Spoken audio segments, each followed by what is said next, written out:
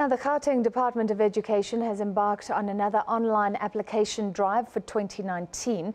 The applications targeting grade 1 and 8 applications for next year, those closing at the end of May. 2 days ago, more than 140,000 applications had been submitted.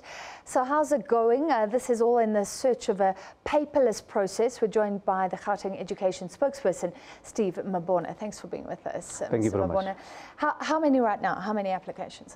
Look, now we have over 300,000 applications that we have processed, and one need to put an emphasis that we are quite excited because, you know, these figures, last year we were at week number 3 when we experienced such a huge number. So probably by next week we would have reached over 600,000, and that will dictate that probably we will have to go to drawing board and prepare for the placement period, which is starting on the 18th of July. So how many do you expect? So 600,000 is when you're reaching capacity. Is that what you're saying? Look, remember, Elena, is given an opportunity to apply to 5 schools. So we will double our number because, our spaces, we are looking at around 321, 340,000. Yeah. We know that might increase. We're not sure how many people will be coming from other provinces because we also must accommodate those that will be coming from outside our borders. We must also accommodate. So we expect an increment, but once we have over 600,000 applications, it will dictate that probably we might have reached the number of applications that we Okay, and then what do you do? Because I'm glad you raised this, because Gauteng is seeing a huge an influx of migrancy from all over, from across borders, from other provinces, and people are talking about the pressure building up. Look, it is building, and I mean, budgetary constraints as well. Our budget is not increasing, and I mean, we know that. Can our school system in Gauteng handle the kids who want to come in? Look. One way to tell you that we have enough spaces. It's just that in some, quarters, parents will not want, their children to go to certain schools. Yeah. So we are saying we've started a process of piloting. We're going to rank our schools, which means that parents will be informed that this is a good school. Because when we rank our schools, we'll be knowing that when we say this school is a 5, it's an excellent school, 4 will be good, 3 in average school, 2 will be saying... But then what if a parent gets given the option of 3 ones? Look, we are saying when we work very closely with the SGBs or parents, we can turn around, the schools that we say probably these are problematic schools. Hence we say, let's categorize them. Let's know who is doing well. So that when we publicize a school and say this is a school that is doing well, we know that we're basing ourselves on what. If we say the school is a 1, probably there's no school there. We will then have to probably close down the school and re-establish it, and we know that... Or fix resources or do we will know that parents will be then wanting to enroll their children in those schools. So we are working tirelessly to make sure that we change around, make sure that parents are still interested in taking, their children in all the schools that we have in Gauteng, because that's our plan. Okay, but 2019, most places, well, children will have places, maybe not everyone will be happy. I really was looking on social media, maybe I'm not looking in the right places, but it seems like people, there's not an outcry, there's a lot of compliments. Is that a true reflection? Be honest with me, in terms of the glitches on the online system this time. Look, honestly, we are very much excited about the outcome and the way we have done things, and our performance overwhelming. But we really need to honestly indicate that we did have some challenges when we started the sibling page. Some parents could not proceed depending on the browser that you utilize.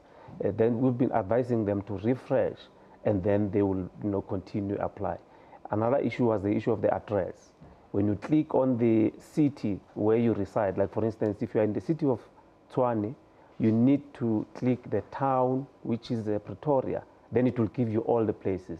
So parents will skip Pretoria and click the nearest probably suburb that they reside in. Okay. And probably the system will not detect their street name or their streets.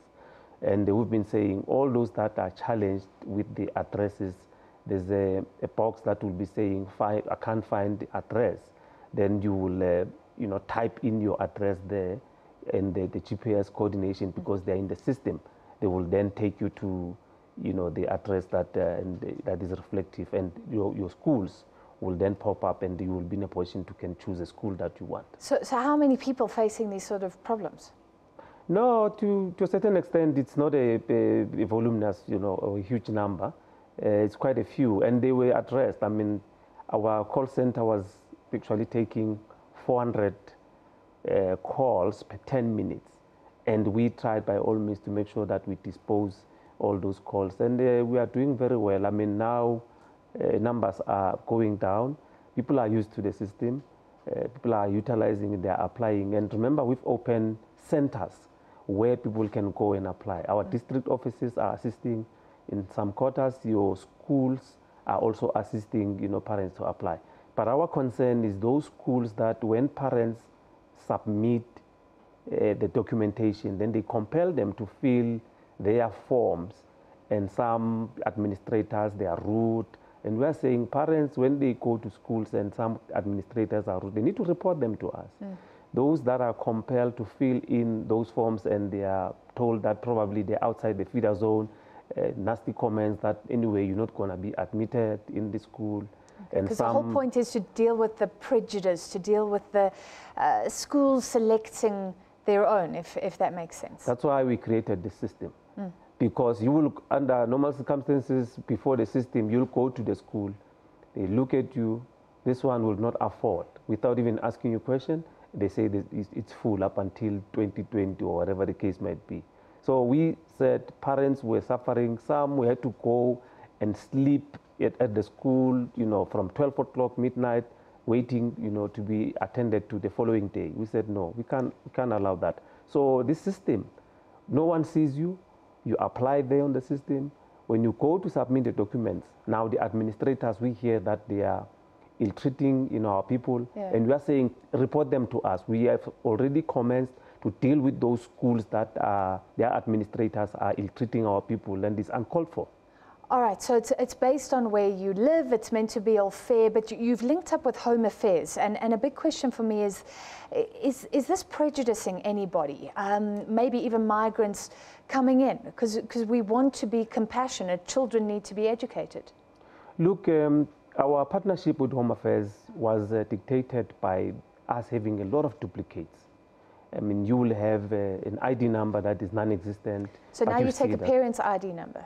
Yes. What if they're from Zimbabwe? No, I mean, you are permitted. If your immigration laws are very much clear. You must be documented to be in a country, unless you are illegal. You must be documented, and principals have a responsibility to make sure that all learners in their school are documented. So to an extent that if you don't do that, when you transgress our immigration act, you know that you might be arrested. So principals are compelled to work very closely with Home Affairs. If Home Affairs officials visit the school and say we need documentation, they must work with them and say, yeah, documentation, everyone who's here is documented. So we have linked with Home Affairs that when you are not authentic, the system cannot even continue to register you because you are not authentic.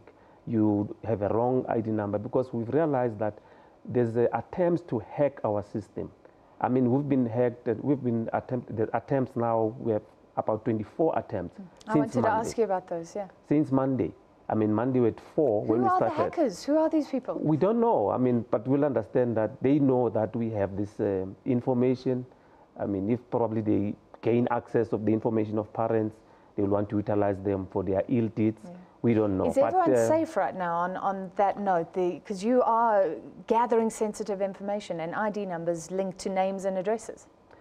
This system was tested, and we are quite sure that we've been saying to other provinces, we can give you the system, we can package it and give it to you, you start utilizing it. They tried to hack us, they didn't succeed.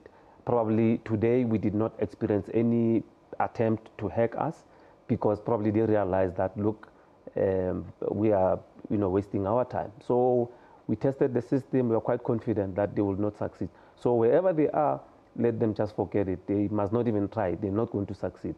So parents, allay their fears.